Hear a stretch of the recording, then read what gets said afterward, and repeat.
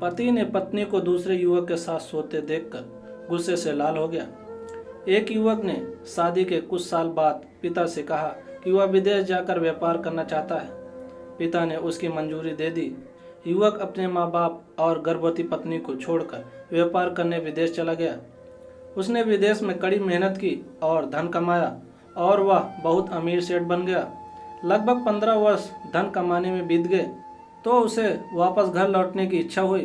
पत्नी को पत्र लिखकर उसने आने की सूचना दी और जहाज में बैठ गया। वह सेठ कुछ दिनों बाद अपने नगर पहुंचा। नगर के एक चौराहे पर ही उसने देखा कि एक व्यक्ति एक बोर्ड के साथ खड़ा था। उस बोर्ड पर उसने लिख रखा था, बेशकीमती ज्ञान के सूत्र।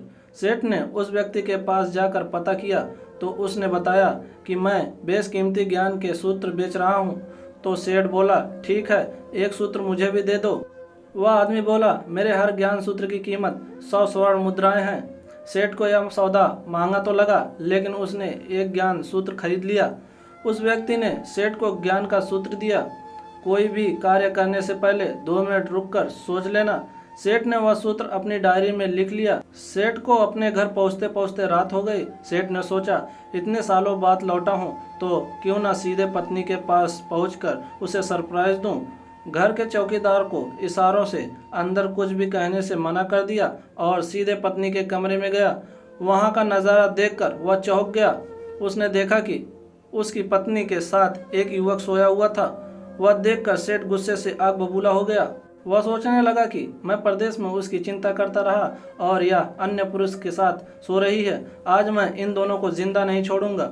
वह गुस्से से अपनी तलवार निकालकर दोनों पर वार करने ही जा रहा था। इतने में उसे 100 स्वर्ण मुद्राओं के बदले जो ज्ञान सूत्र खरीदा था उसकी याद आ गई कि कुछ भी कार्य करने से पहले 2 मिनट सोच ले। वह 2 मिनट सोचने के लिए रुका। उसने तलवार वापस पीछे हटाई, लेकिन वो किसी बर्तन से टकरा गई। बर्तन के गिरने की आवाज़ से पत्नी की नींद खुल गई। आँख खुलते ही उसने अपने सामने अपने पति को देखा तो वह बहुत खुश हो गई और बोली, आपके बिना जीवन सूना सूना था। इंतजार में इतने वर्ष कैसे निकले यह मैं ही जानती हूँ।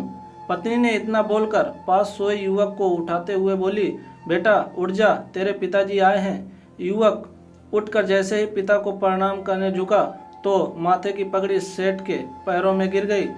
उसके लंबे लंबे बाल बिखर गए। सेठ की पत्नी ने कहा, यह आपकी बेटी है, इसके सम्मान को कोई आँच ना आए, इसलिए मैंने इसे बचपन से ही पुत्र के समान पालन पोषण और संस्कार दिए। यह सुनकर सेठ की आंखों से आंसू की धारा बह निकली।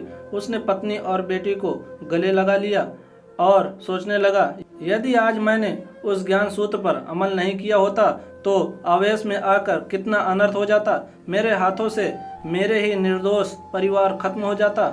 दोस्तों, इस कहानी से यही शिक्षा मिलती है कि जल्दबाजी में आकर कोई निर्णय ना लें, क्योंकि जब हम आवेश में होते हैं तो हमें अच्छे बुरे का ख्याल नहीं रहता। इसलिए गुस्सा होने की स्थिति में कोई भी निर्णय ना लें। कुछ देर रुके और दिमाग ठंडा होने दें और फिर सोचें कि क्या सही है क्या गलत। दोस्तों, अगर यह कहानी आपको पसंद आई हो तो लाइक एंड सब्सक्राइब करें और आपकी इस कहानी पर क्या राय है हमें कमेंट करके ज़रूर बताएं।